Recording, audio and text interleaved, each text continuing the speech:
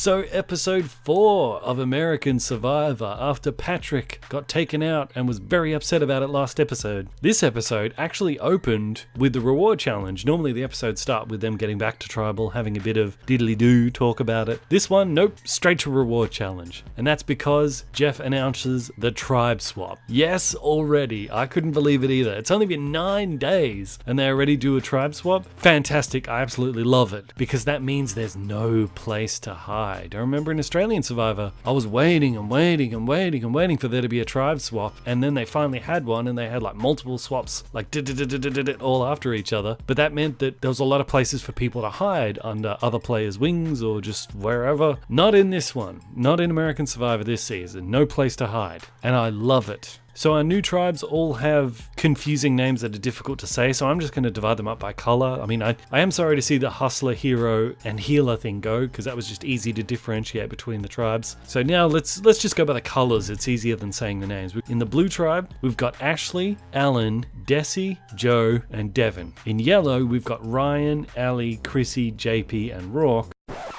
Who's Rourke again? Yeah, who cares?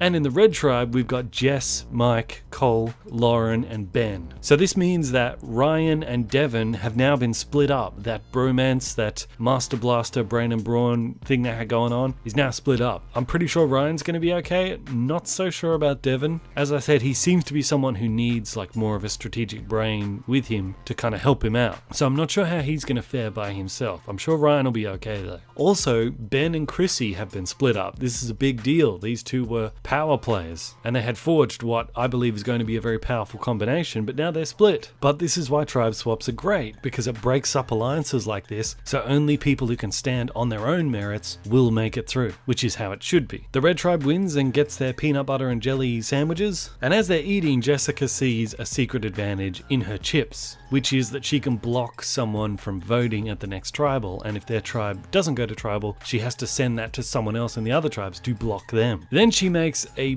big mistake. She tells Cole. Now, she really should not have done that, because in the very last episode, she already saw that Cole blurted out information about Joe having the idol to other people without even checking with her first. So she should have seen from that he's not someone who can keep a secret. He's not someone you should tell about this secret advantage, because he's just going to blurt it out to people. But I guess she's got the love goggles on. She can't see that. This is why romance in Survivor is really not a good idea. And Cole, in what has to be one of the dumbest moves so far this season, is that because him sharing the information with Jessica about Joel having the idol built trust with them, she thinks, well, if I tell everybody else in the tribe that Jess has a secret advantage, I'll build trust with everyone.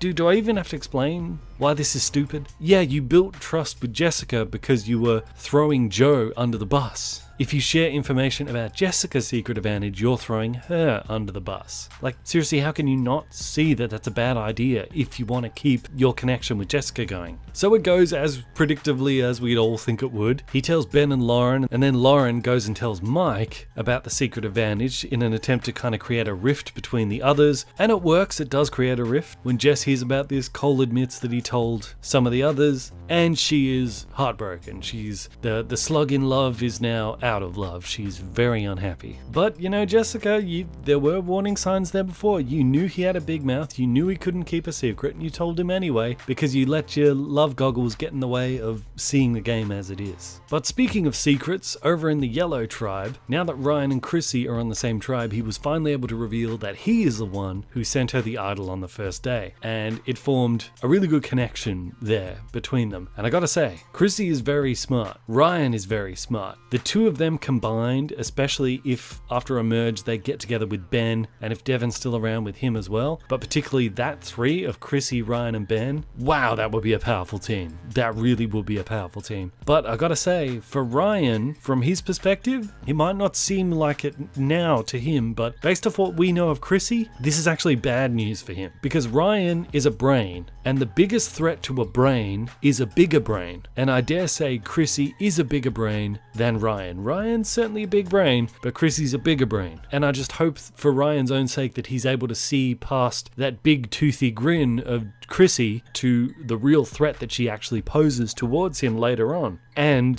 that he's able to orchestrate a preemptive strike on Chrissy because she sees several steps ahead. She's going to anticipate that it's eventually going to come down to him versus her, brain versus brain. She'll launch a preemptive strike. He needs to see that coming, but it's going to be very difficult for him to see that because she's got the mum vibe, the harmless mum vibe. But yeah, the odds that these two will be sitting next to each other at the end are slim to nil. Only one of them can make it. Battle of the brains. Let's do it. But the blue tribe ended up going to tribal, and Ashley got stuck on the tribe with the person she hates the most, which is Crazy Alan. She's been separated from Mr. Dreamy JP, but being in this tribe with Alan now means there's a good chance for her to paint a target on him, and if the target's on him, it's better him than you, right? But the dynamics of the tribe with 2 healers, 2 heroes, and the one hustler Devon in the middle kind of means that Devon is safe, because I was a little bit worried about how Devon would survive when it's separated from Ryan. But if he's the swing vote, as long as he's not totally indecisive, no one's going to vote him out because everyone's going to try to win him over to their side. And Joe's way of winning Devon over to his side is by telling him that the heroes wanted to vote him out, so you better come join us. This freaks Devon out, naturally so, but Devon's gut is telling him that this is BS. And after the blue tribe does lose immunity, he asks Ashley whether this is true, whether she and Alan were planning to take him out, and she, in just a matter of seconds, is pretty much able to convince him that that's complete nonsense, and because his gut was already telling him it was nonsense, he knows. And also, not a great lie from Joe, because it wouldn't make any sense. Why would the heroes want to take out Devon, who's the swing vote? Everybody knows he's the swing vote. If he's the swing vote, they would not want to target him, because that would drive him over to the other side. It makes no strategic sense for the heroes to target the swing vote, but it makes a lot of strategic sense for Joe to make up a story like that to get Devon to come over to his side. So not a very good lie from Joe. I mean, you got to at least make it a believable lie, otherwise why would anyone believe it, right?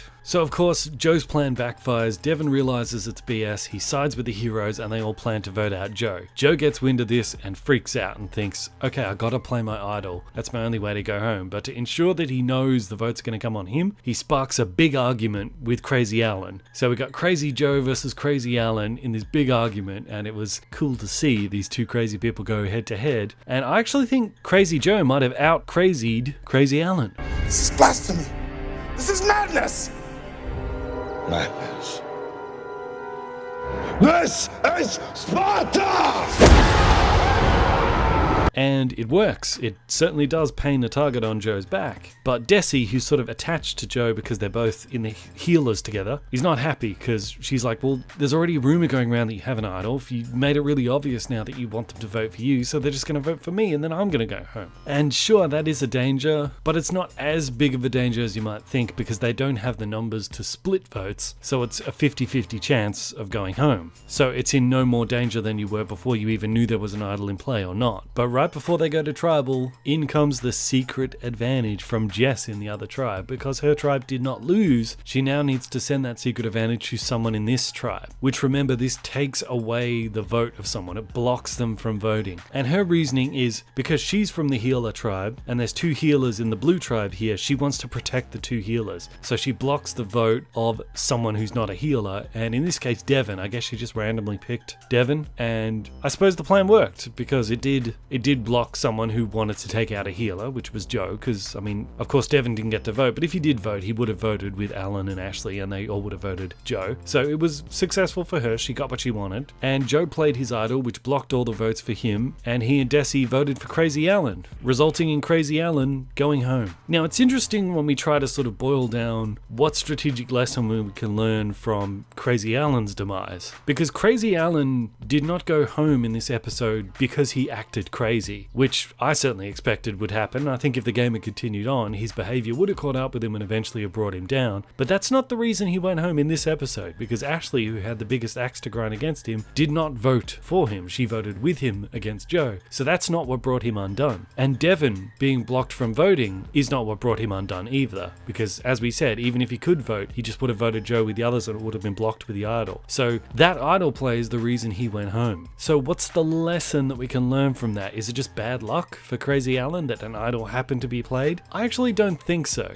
I think the reason he went home is he took a risk that he didn't need to take. Because Crazy Alan mentioned in the tribal that there's talk of an idol going around. So he was aware that there was possibly an idol with one of the healers, with either Joe or Desi. He was aware of that. So he must have known it's either a 50-50 chance. Either he does have the idol or he's just lying about it. 50-50 chance there. And then when they play the idol, it's a 50-50 chance. Either Joe plays it or Desi plays it. And if they do play it, it's then a 1 in 3 chance that it might be you who gets hit when the votes come back. So that's 3 big risks that he took by targeting Joe. He could have taken other options. There were other paths available to him. He could have tried to bring Desi over to his side. We didn't see any evidence of that in this episode. I mean, if he did try to bring her over to his side, they decided not to show it. He could have put more work on her. I think she might have actually been moldable. I think Joe was too unpredictable that he might have actually been able to convince her to come over. The other avenue that he would have had was actually siding with Joe and Desi. I mean, he could have tried to work with Desi and pull her over to his side, but even if you did pull her over and Joe's got an idol, it's not going to matter anyway. So he could have jumped ship and he could have sided with Desi and Joe. And considering that Desi and Joe knew they were on the outs, they'd already burned their chance with Devon as the swing vote, is it very likely they would have rejected his offer of coming over and joining with them and maybe voting out Ashley? I think it's very unlikely they would have done that. And would him doing that have pissed off his former